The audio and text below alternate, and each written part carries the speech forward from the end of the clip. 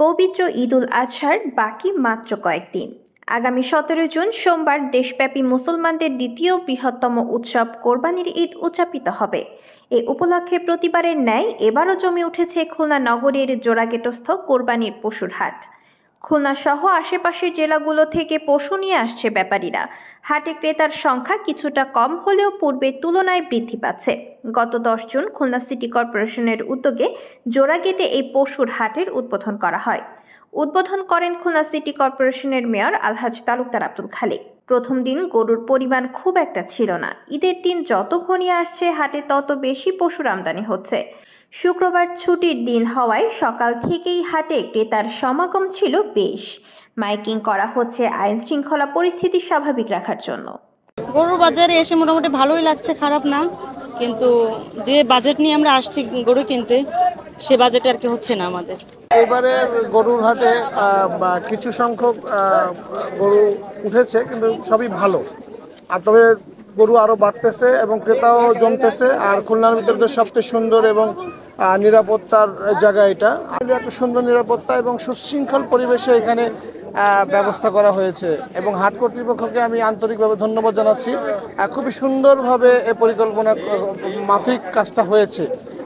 হাটের যারা আর কাস্টমার আছে তারা, আমি মনে করি তারা প্রত্যেকের জায়গা থেকে সন্তুষ্ট। এইবার হাট পরিষ্কার পরিচ্ছন্ন এবং সব কিছু মিলিয়ে আমি খুলনার সিটি কর্পোরেশনের মেয়র সাহেবকে আন্তরিকভাবে ধন্যবাদ জানাচ্ছি এরকম সুন্দর একটা পরিকল্পনা করার জন্য। গরুর বাজার আসলে খুব খারাপ, এখন পর্যন্ত এরকম কোনো কাস্টমার পাইনি।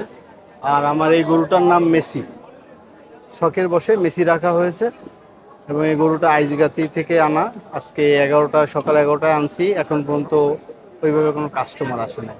এটা আসলে বিক্রি করার মতোই দাম চাচ্ছি, 8.5 লক্ষ টাকা আস্কিং প্রাইস। তারপরে কম বেশ তো আছে, অন্যান্য তুলনায় তেমন একটা না, মানুষও কম, অন্যান্য বছর তুলনায় আসলে একটু কম দেখা যাচ্ছে। হাটের নিরাপত্তা ব্যবস্থা ভালো, আগের চেয়েও অনেক ভালো হয়েছে এবার।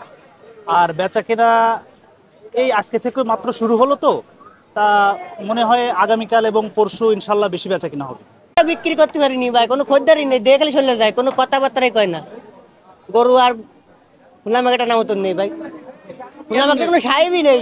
বেচা কিনা আজকে থেকে হয়তো শুরু হবে, আগামীকাল বেচা কিনা মোটামুটি অর্ধেক হয়ে যাবে লোকজনের, আর শেষ দিন বাকিটা সম্পূর্ণ হবে হয়তো।